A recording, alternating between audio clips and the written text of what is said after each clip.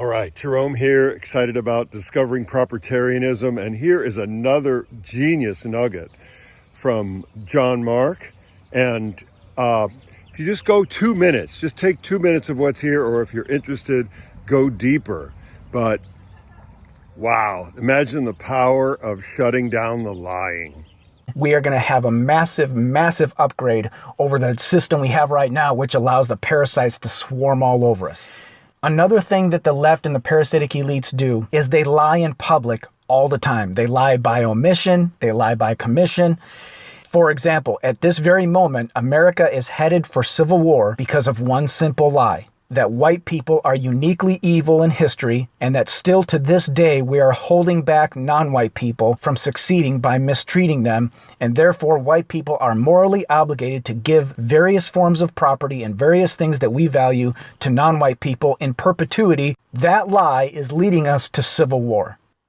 They are using this lie over and over and over again in various ways, shapes, and forms in the public sphere, and they are whipping up a political movement. They import non-white people and they whip them up with this identity politics, anti-white sentiment, and it is driving America into civil war because they can lie with impunity. If they were forced to even give a few additional facts, if they were forced to say, well, we also have to admit that black people have 2/3, 3/4 of their kids born out of wedlock and growing up without a father in the home, and that is a major source of problems in the black community. If they were forced to say, yes, white people had slaves, but white people also came up with the Industrial Revolution, the Scientific Revolution, the Technological Revolution, most of the medical technology that doubled the lifespans of billions of people worldwide. If they were forced to just add these types of things to their statements so that they're not lying by omission, it would be much more difficult for them to whip up political movements based on these lies. The problem is public figures can lie with impunity. They have no skin in the game. Propertarianism fixes that. How? Very simply. Public figures can be taken to court and sued by any member of the public for saying things that are blatantly false that cause any kind of harm whatsoever to any form of property that we value. And it is not a randomly chosen criteria for what people can say and what they can't say. Again, it is very specifically, very thoroughly, very empirically and scientifically written down tests that public speakers have to pass when they speak. They don't have to prove that everything they say is true, because that's very difficult to do. They just have to be able to demonstrate in court that they did due diligence on what they're saying so that they're not blatantly lying. Everything they say has to pass several falsehood tests. And you see them on your screen there. Some of the terminology might not be immediately understandable to you, but I'm going to break this down in a future video. The important thing for you to understand is this is not some random person or a small group of people deciding what can be said and what can not be said, like the politically correct people are trying to do. They have a set of rules that they've just chosen arbitrarily about what can be said and what cannot be said. And if you violate those rules, they punish you. Well, this is our version of this, but it's not arbitrary. It's based on empirical, scientific definitions of what constitutes truthful statements and what does not. And anybody who looks at this and understands it would have a very hard time arguing that this doesn't constitute a good test for truthful speech. And when I say truthful, I don't mean you've proven that it's true. I mean that you've demonstrated that you've done due diligence, that you're not blatantly speaking falsehood. So propertarianism calls this testimonialism. If you think about, you go to court, right? Maybe you're a witness to a crime or an alleged crime. You sit up on the stand, you give your testimony. If you lie in that situation, you go to jail. You're not allowed to lie in the witness stand or you will be punished. Why? Because lives are at stake. Property is at stake. Now, when public figures stand up and speak in the public sphere, are lives at stake? Are various forms of property at stake? Absolutely. So why would we let public figures lie with impunity when we don't let people do that on a witness stand? Can you imagine if our system of law allowed people to lie on the witness stand in a courtroom and did not punish them for it? We would literally have no civilization. It would be the Wild West. So why should we allow our public figures to stand up and lie with impunity? Because just as much or more is at stake when they're speaking. So what this does is it basically forces public figures to use the scientific method on their speech before they speak. And you say, wow, we'd have a lot more lawsuits, we'd have a lot bigger court system. Yes, exactly. A lot of people tend to think of more lawyers, more court cases as a bad thing, but they don't realize that this is the secret of Western civilization, is bringing all this stuff into the court system so regular people have recourse, and it's not just whoever happens to be the most powerful in the moment can steamroll everybody else. And to be clear, I'm not talking about you sitting around your dinner table and what you say there. That's not what we're talking about here. We're talking about public speech. So with this in place, it's virtually impossible for leftists to whip up leftist political movements, because in order to whip up their leftist political movements, they have to lie to people about humanity. They have to say everybody's equal, which is a lie, obviously. They have to say white people are uniquely evil, which is a lie. They have to say all the problems of non-white people are white people's fault, which is obviously demonstrably a lie. What the whole leftist diarrhea of the mouth in the public sphere, what all their public speech amounts to, is just telling people who want to be parasites over and over and over again in different ways, somebody else owes you something because lie A and lie B and lie C. And we're going to form a team and go demand that they give us their stuff, and we're going to gain political power, and we're going to get what they owe us by hook or by crook. So I can tell you for sure, my fellow right-wingers, when these people speak their lies and whip up their political movements based on those lies, your property and everything you value is absolutely at stake. They're after your stuff. They're after your money. They're after your values and your ability to live out your values. They're after your ability to raise your kids the way you see fit. They're after your ability to send your kids to a school that your tax dollars are paying for, where they won't be indoctrinated with ridiculous leftist nonsense. They're after your opportunities. They're after your jobs. They're after your university spots. They're after whatever amount of power you happen to have. They're after your reputation. They're after your land. They are after your monuments. They are after your ability to honor and respect your forefathers and your history. They are after your ability to defend yourself and your family with a firearm. They are after your ability to live in some kind of remotely affordable neighborhood that has a low crime rate and is a safe place for you to raise your family. They are after anything and everything that they think that they can take from you. And the first thing that they do when they come after all these things that you value is they speak lies. Lies that their people want to hear, because their people want your stuff, and they want to force their silly, false beliefs about humanity down your throat, and if you resist, they intend to punish you to the fullest extent that they can get away with. So I have a simple question for you. Are we going to allow them to speak these lies to come after that which we value, or are we not going to allow them to do that? If you say, yes, I'm going to allow them to speak those lies, then you cannot complain when they use lies to come after that which you value.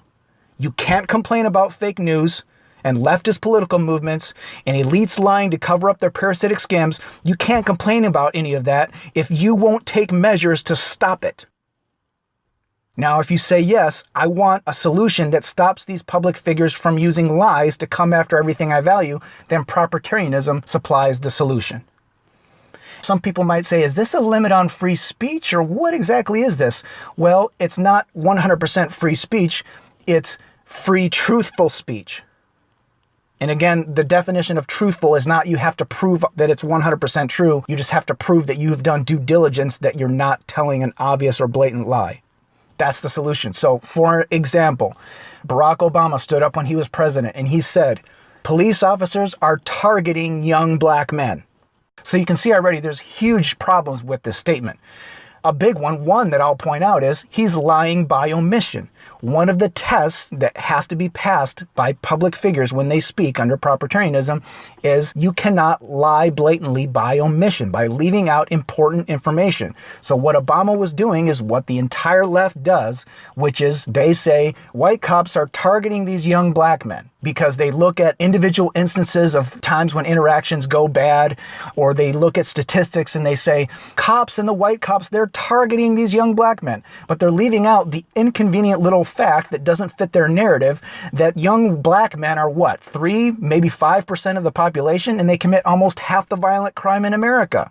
So the cops are dealing with these young black men far more in a statistically outsized way. So you would expect the percentage of interactions that go bad to also be statistically outsized. But they don't mention that. So Barack Obama stands up, he says this, he lies by omission, he doesn't mention that aspect of the reality of the situation, and a black guy grabs a rifle and shoots police officers in cold blood and kills them on the streets of Dallas, Texas. Under propertarianism, the families of those police officers, and very possibly other people as well, could sue Barack Obama and ruin him. And rightly so.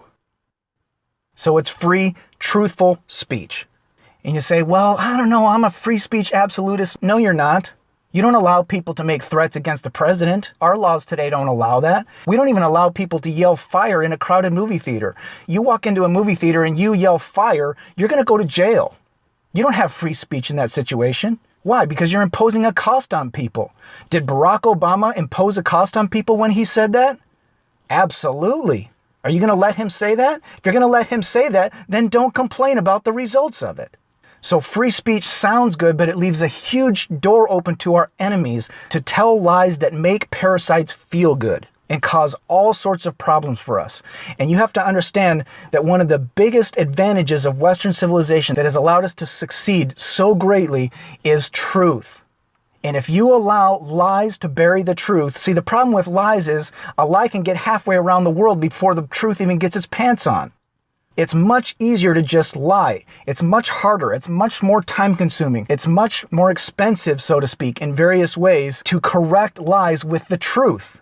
So what this solution does is it makes the public figures do this due diligence and do this work before they speak, instead of making us go out there behind the curve and try to correct all their lies, because it's too much work. We can't do it.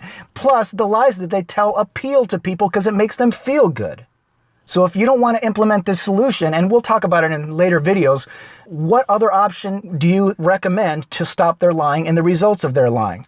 Even if you can destroy CNN, another company is going to crop up because there's a market for lies. The only way to shut it down is shut it down at the source, the people who would come out and speak those lies, and force them to have skin in the game. Allow people recourse in court to punish people who pollute the informational commons in the same way that people have recourse in court to punish a car company if they put out a bunch of cars with faulty brakes that start breaking down 2 weeks after the car is purchased and killing people. You can't produce a faulty product in America like that without getting punished for it, without getting sued for it. And the system is good enough to where Chevy says, yeah, we could make a little bit more money by having these cheaper brakes, but we're going to lose it all in the end because we're going to get sued. So let's just make good brakes in the first place. So you force public speakers to go through that same thinking process. It's not worth it for them to have their life ruined by going out there and lying. And yes, there will be a lot more court cases, but eventually what will happen is we will have glorious relative silence on the airwaves, instead of having to put up with this constant leftist narrative of lie after lie, whipping people up against us and against everything we value. So we already have limitations on free speech. We don't let people yell fire in a crowded theater. We don't let people lie on the witness stand. Do you have 100% free speech on the witness stand in a courtroom? No, you do not, and you should not. If you lie, you will get punished. Does a scientist have 100% free speech when they put out a scientific research paper? Well, in a sense they do, because they can produce false data if they want. They can invent false data and put it out, but if they get caught, their reputation is ruined. So in a sense, there is a mechanism in place, at least of sorts, in the scientific community to where people who are blatantly false get punished. And of course, that's a whole nother realm, because political correctness has really affected the scientific community in many ways. But you see my point. In real science, if you lie, your thing is not going to work. Your product that you're trying to produce is not going to work. You have to operate in truth in the hard sciences. In a courtroom, you have to operate in truth, or you don't even have a civilization. What propertarianism does is it extends civilization outside of a courtroom, outside of the hard sciences, into the realm of social interactions by taking science from those other realms and extending it into this realm, forcing public figures to use the scientific method on their speech. If you're sitting there thinking, man, this is pretty drastic, and man, it is powerful. Yes, correct. It is a fantastic solution for right-wingers because our strength is operating in the truth. We want to compete honestly on merit, and we know that if we force everybody in a group to do that, we're going to unleash the positive potential of that group. It's all these people that don't want to do that are the problem. And the first thing they do to try to be a parasite is to lie. You nip it in the bud with testimonialism. You know, everybody always says, we need to keep the politicians and the media accountable. Well, how exactly? Do they care that you go on your Facebook and say how stupid CNN is? Does CNN care? No, they don't care. But if they get sued, they'll care. People say, there's got to be something we can do about this. Well, there is something we can do. I just explained it to you. This keeps them accountable. So that's the big picture overview of propertarianism. I just explained 3 key improvements in rule of law, a key feature of governmental design that reduces our parasitic enemies' options from 3 options to only 1 option. And the last thing I'll mention is that propertarianism also recommends, as part of the governance of a nation, having a militia. This is what I call team defense against parasitism. To give you a little bit of a picture, you might think of the original intent of the Founding Fathers, for example. Or in the modern world, Switzerland, which is one of the best run countries in the world, where every adult man is required to own a firearm, that type of idea. So I just want to get the idea in your head of a militia, because this is also an important concept in propertarianism, the concept of sovereignty. Meaning people can't come take your stuff. You have control over your stuff. But the thing is, you're not strong enough by yourself to defend all your stuff. So you have to have a team of people that you are a part of, that together you defend each other's stuff. If somebody comes after your stuff, I will come and defend you. If somebody comes after my stuff, you will come help defend me. And we have a team of people that defends against parasitism. Nobody gets a free ride. Nobody gets to just benefit from other people's defense of their property without actively participating in defending each other's property from encroachments and parasitism. So you'll hear Kurt and other propertarians use the term sovereignty, ownership of gains, effective defense of our various assets and property rights. And this would be something that every adult male in the society would be required to participate in, because if not, guess what? You're a free rider. You're a parasite. So I'm not going to go into detail here. We can get into it in future videos, but I just want you to be aware of this aspect, because it's also part of our defense against the judiciary being corrupted or co-opted by the left or by the elites. You build in several layers of defense against our enemies. In closing, what you can see here is that these 3 improvements in rule of law, along with the key feature of governmental design that cuts out the government corruption and the ability for the left and the elites to be parasitic, combined with the militia feature of governance, what each of these aspects of propertarianism does is they extend the civilizational best practices of Western civilization and defend them against that which would attack or encroach upon them. And you can see that all this is empirical, scientific. None of it is generated at random or arbitrarily. It's an application of science, and we're just taking the scientific method and extending it out of not just the realm of the hard sciences, but into the social realm, into rule of law. Propertarianism extends and defends the key best practices of Western civilization. So as I close here, just a couple reminders. We're going to be compiling a commonly asked questions, a Q&A, that will be either on my website or the Propertarianism website or both, and we'll expand on it over time, because we really want people to understand it and help people picture how it works. And again, I'm going to be coming out with more videos on this. Remember, there are links in the description that will take you to good starting places if you want to look into propertarianism further, that will point you in the right direction. And if you're excited about this like I am, if you say, wow, this is really a great solution, people need to hear about this, spread the word. Spread this video around. We're just starting right now to popularize this. And it's going to be big. This is going to go big because it is a fantastic solution for the long term for the right wing. It's a huge upgrade over what we have now. So if you want more help spreading it, I have a link in the description to a repository of propertarian memes. Some of them are simple and fun. Some of them are more meaty quotes and definitions from propertarianism. But you can go there and download memes that you can use to spread around and just get people interested in propertarianism and help spread the word that way. That's all I've got for this video. All the best. I love you all. Till next time.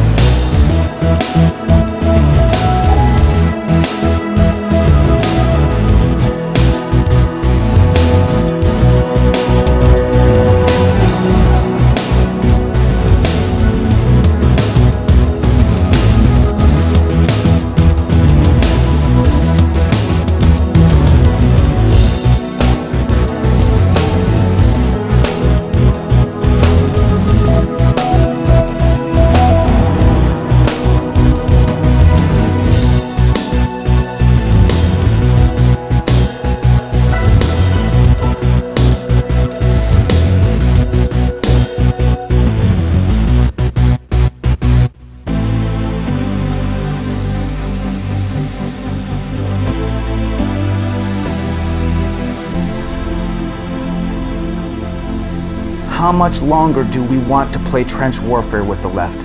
How many more times are we going to have to fight this battle? You know what my answer is? 0. 0 more times. This is going to be the last time. And if that doesn't get you excited, I don't know what will.